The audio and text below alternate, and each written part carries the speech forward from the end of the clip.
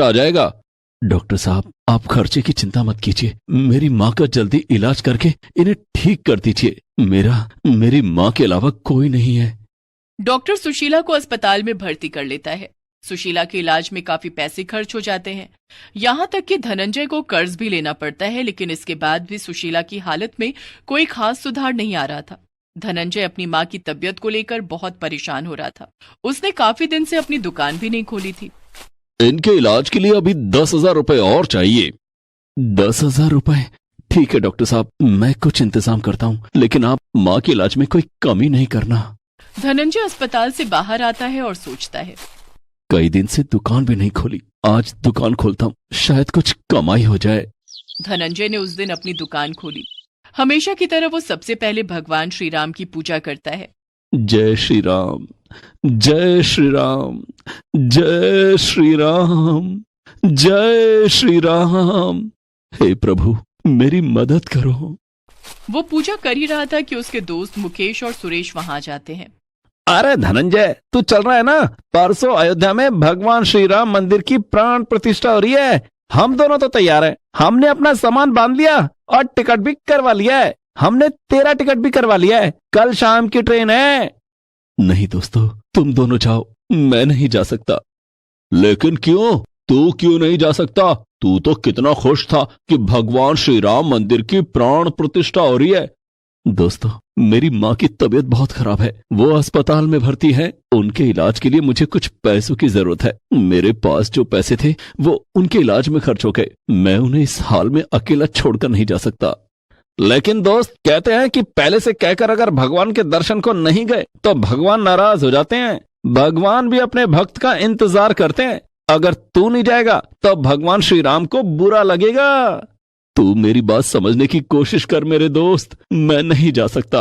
धनंजय ने अपनी जेब से 200 रुपए निकालकर अपने दोस्तों को दिए और कहा, मेरी तरफ से भगवान श्री राम को प्रसाद चढ़ा देना। ठीक है दोस्त, हम चलते हैं। धनंजय अपनी दुकान में बैठा ग्राहकों का इंतजार करने लगा। तभी उसके पास एक युवक आता है। भैया, ये पंखा ठीक हो जाएगा क्या? अभी देखता हूँ साहब। धनंजय ये सोचकर खुश हो जाता है कि पंखा ठीक करने पर उसे कुछ पैसे मिल जाएंगे जो उसकी माँ के इलाज में काम आएंगे। भैया, ये पंखा मेरे दादाजी का है। आप एक काम करो, ये पंखा आप रख लो और इसके बदले में आप मुझे पैसे दे दो। नहीं साहब, आप थोड़ी देर तो रुको, मैं इसे अभी ठीक कर दूंगा। नहीं भैया, आप इसके बदले में मुझे पैसे दे दो। धनंजय ने देखा कि उसके पास आखिरी 200 का नोट बचा था। साहब, मेरे पास तो सिर्फ 200 रुपए हैं। कोई बात नहीं, आप मुझे 200 रुपए ही दे दो। धनंजय ने ना चाहते हुए भी वो 200 का नोट ग्राहक को दे दिया। ग्राहक पैसे लेकर चला गया। उसके जाने के बाद धनंजय ने उस पंखे को खोला। उसके तो होश ही उड़ गए। पंखे के अंदर से ढेर सारे सोने के गहने निकलने लगे। धनंजय ने उन गहनों को अपने पास रख लिया और उस ग्राहक की खोज में निकल गया। पता नहीं वो कौन था। ये गहने उसके दादाजी के हैं। इन गहनों को उसे वापस करना होगा।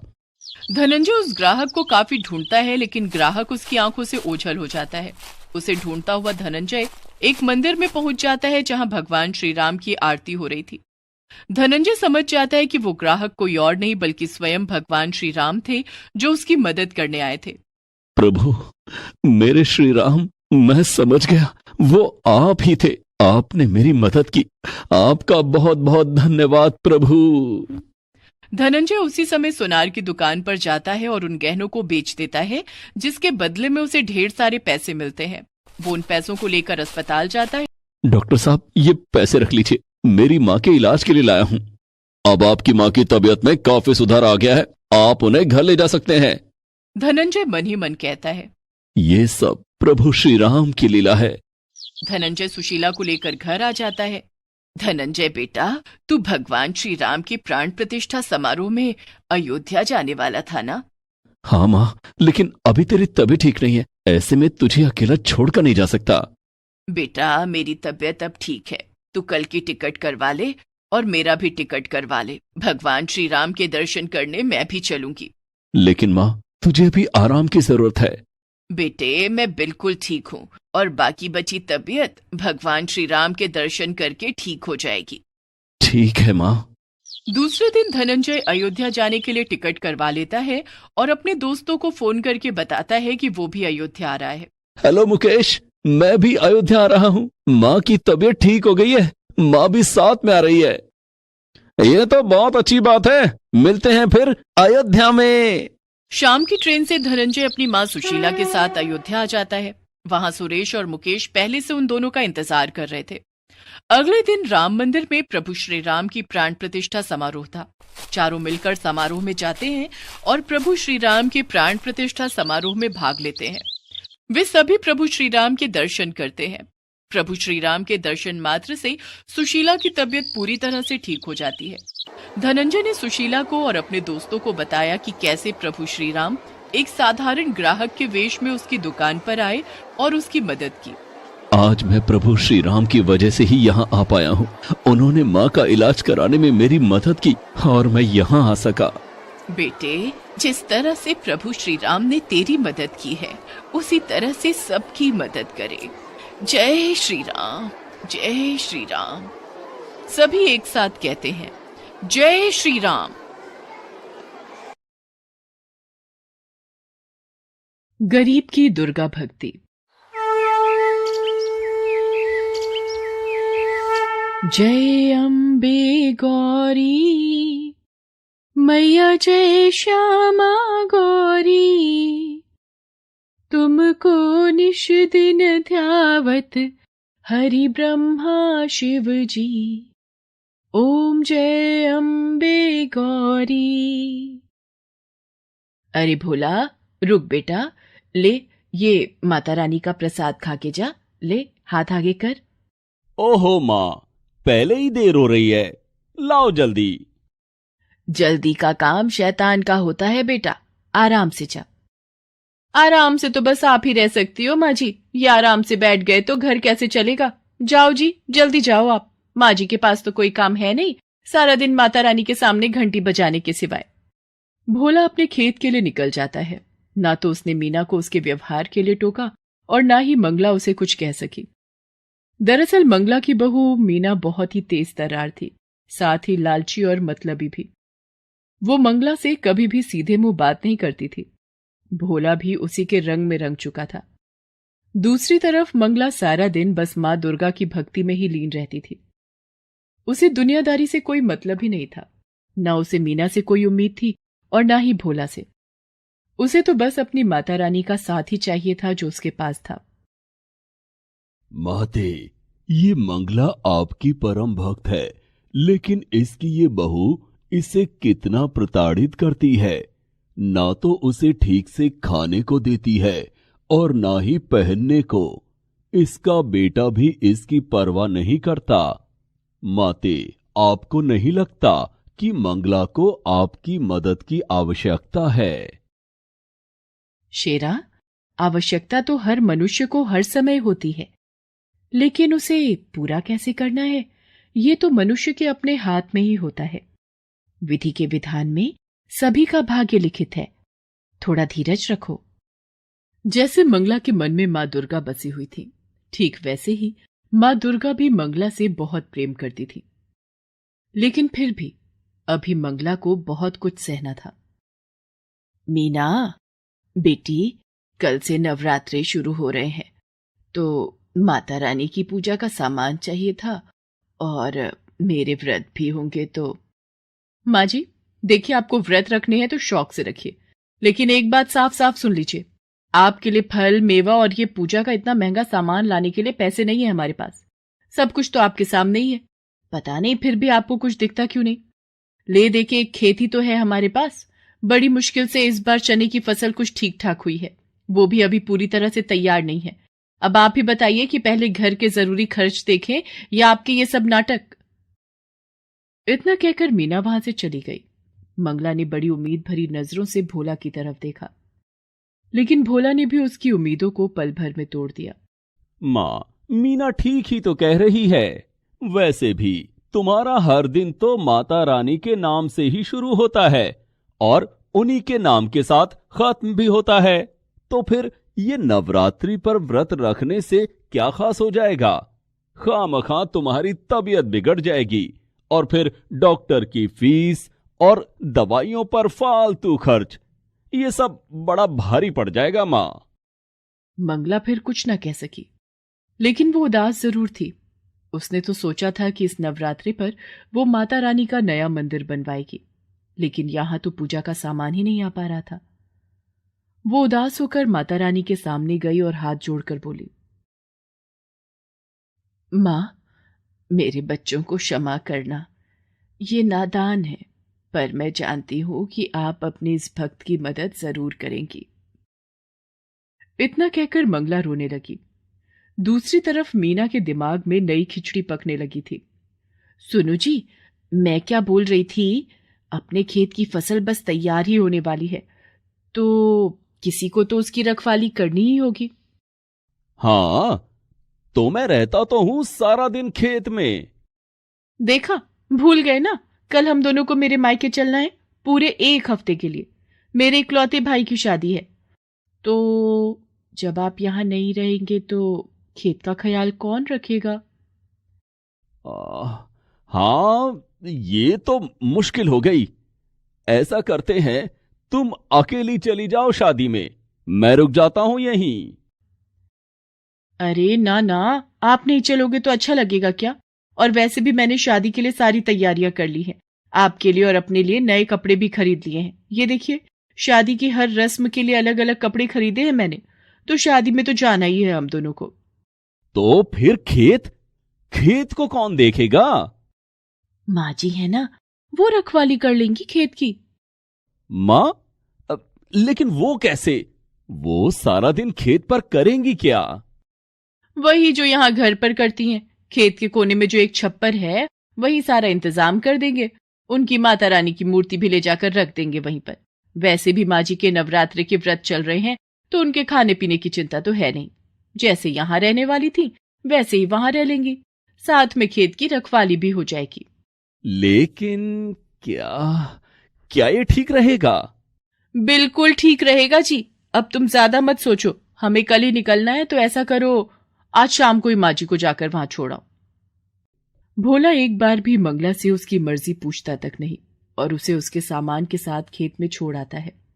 अच्छा मां, चलता हूं, तुम आराम से रहना, और हम 1 हफ्ते में लौट आएंगे, ठीक है? हाँ बेटा, तू मेरी चिंता मत कर, जा आराम से जाना, और बहू का भी ख्याल रखना। मंगला जानती थी कि अब उसे अपनी आगे की जिंदगी उसी छप्पर के नीचे बितानी थी, क्योंकि वो मीना के लिए सिर्फ एक बोझ थी, जिसे उसने खेत की रखवाली के बहाने उतार दिया था। इस सब के बाद भी मंगला दुखी नहीं थी, क्योंकि उसकी माता रानी तो अब भी उसके साथ ही थी। शेरा, कितने दिन हो गए धरती पर विचरण किए हुए, चलो आज चलते हैं। मां दुर्गा की बात मानकर उनका शेर अपना रूप बदलकर एक बालक का रूप धारण कर लेता है, और मां दुर्गा स्वयं उसकी माता का स्वरूप लेकर धरती पर आती है। वो शेरा के साथ मंगला के गांव में ही आती हैं। चलते चलते वे दोनों भोला के खेत के पास रुकते हैं, जहां मंगला अपने छप्पर के नीचे मां दुर्गा की भक्ति में लीन थी। माते, ये तो मंगला है।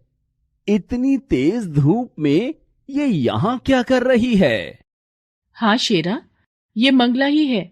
इसे इसके बेटे बहू ने यहाँ बेसहारा छोड़ दिया है। ओह, ये तो बिल्कुल अच्छा नहीं किया उन्होंने। माते, अब तो आपको इसकी मदद करनी ही चाहिए। माँ दुर्गा मुस्कुराकर शेरा की तरफ देखती हैं और फिर उसे अपने साथ चलने का इशारा करती हैं। वे दोनों सीधे मंगला के पास पहुंचते हैं। फिर माँ दुर्गा मंगला से कहती हैं, माता जी प्रणाम, मेरा नाम दुर्गा है और ये मेरा बेटा है। इसे बहुत भूख लगी है। हमारा घर यहाँ से काफी दूर है, पहुंचते पहुंचते शाम हो जाएगी। अगर आपकी आज्ञा हो तो क्या हम आपके खेत से कुछ चने ले सकते हैं? बस मेरे बच्चे का पेट भर जाए, इतने ही लेंगे, आपकी बड़ी कृपा होगी। नहीं, तुम नहीं ले सकते। क्या कहा? हम नहीं ले सकते? लेकिन मुझे बहुत भूख लगी है, बस थोड़े से दे दीजिए ना। बेटा, कच्चे चने ले भी लोगे तो भला उन्हें खाओगे कैसे? तुम दोनों यहीं रुको, मैं खुद जाकर चने लाती हूँ और फिर अपने चूल्हे पर उन्हें भूनकर तुम्हें देती हूँ। फिर देखना क्या स्वाद आता है। मंगला उन दोनों को वहीं बिठाकर खुद चने लेने के लिए खेत में चली जाती है और अपनी झोली में ढेर सारे चने लेकर वापस लौटती है। आप रहने दीजिए, अब इन्हें भूनिए मत, मेरा बेटा ऐसे ही खा लेगा। कमाल करती हो बेटी, ऐसे कैसे खा लेगा कच्चे चने? मैंने कहा ना तुम बस कुछ देर रुको। बेटी, मुझ बुढ़िया के पास और तो कुछ है नहीं, बस जो कर सकती हूँ वो तो करने दो, मुझे अच्छा लगेगा। वैसे भी माता रानी के नवरात्रे चल रहे हैं और पता नहीं मैं कंजक पूजन कर भी पाऊंगी या नहीं। इस प्यारे से बच्चे और तुम्हें चने खिलाकर ही संतोष लेने दो मुझे। इसके बाद मंगला बड़े ही प्यार से अपने चूल्हे पर उन चनों को खूब अच्छे से भूनती है और फिर माँ दुर्गा और शेरा को खिलाती है। इसके बाद, धन्यवाद माता जी, आपके चनों का स्वाद मैं कभी नहीं भूलूंगी। इसके साथ ही माँ दुर्गा शेरा के साथ वहां से जाने लगती है। तभी शेरा उनसे कहता है, माता, मैं जानता हूं कि ये सब मंगला की एक परीक्षा थी और जहां तक मैं समझता हूं मंगला इस परीक्षा में खरी भी उतरी है, तो क्या उसे कोई इनाम नहीं मिलना चाहिए? माँ दुर्गा एक बार फिर शेरा की तरफ देखकर मुस्कुराती हैं और फिर वो मंगला की तरफ अपना हाथ उठाती हैं। उनके आशीर्वाद से निकले प्रकाश से मंगला पूरी की पूरी सोने की बन जाती है। हालांकि वो एक मूर्ति नहीं थी, लेकिन अब सोने की एक चलती फिरती इंसान थी। और सबसे खास बात तो ये थी कि खुद मंगला को इस बात का एहसास नहीं था। इसके बाद मंगला को जिस किसी ने भी देखा वो अचंभे में पड़ गया। अब तो सारा गांव ही मंगला को अपने साथ रखने को तैयार था, यहां तक कि मीना भी। माँ जी, चलिए घर चलिए हमारे साथ, अब आपको यहाँ रहने की कोई जरूरत नहीं, मैं आपकी खूब सेवा करूंगी। नहीं बहू, तुम्हें परेशान होने की जरूरत नहीं है, अब तो पूरा गांव मुझे रखने को तैयार है। अरे ऐसे कैसे, आप किसी के भी साथ चली जाएंगी? माँ जी, हम आपके सगे हैं, हमसे ज्यादा प्यार आपको कौन करेगा भला? और वैसे भी माँ जी, सबको आपसे बस सोना चाहिए, आपकी तो यहाँ किसी को नहीं पड़ी। हाँ बहू, तुम्हारी ये बात तो बिल्कुल सच है, इसीलिए मैंने तय किया है कि मैं किसी के साथ नहीं जाऊंगी, अपनी माता रानी के साथ यहीं रहूंगी हमेशा। नहीं माँ जी, मैंने कहा ना, आप मेरे साथ चलिए, अपने घर चलिए, हम आपके लिए माता रानी का बहुत बड़ा मंदिर बनवा कर देंगे। आप सारा दिन माता रानी की पूजा करना और अब से हर नवरात्रि हम माता रानी के नाम से जागरण भी करवाएंगे। नहीं बहू, अब इस सब की जरूरत नहीं है। इतना कहकर मंगला माता रानी के चरणों में अपना सिर रखती है और अगले ही क्षण वो अपने प्राण त्याग देती है। ऐसा लग रहा था मानो उसने माता रानी के चरणों में ही मोक्ष को प्राप्त कर लिया था। मंगला को जो चाहिए था वो उसे मिल गया था, लेकिन मीना को नहीं, क्योंकि ना तो अब मंगला सोने की थी और ना ही मीना के किसी काम की। Please subscribe this channel. Please subscribe this channel.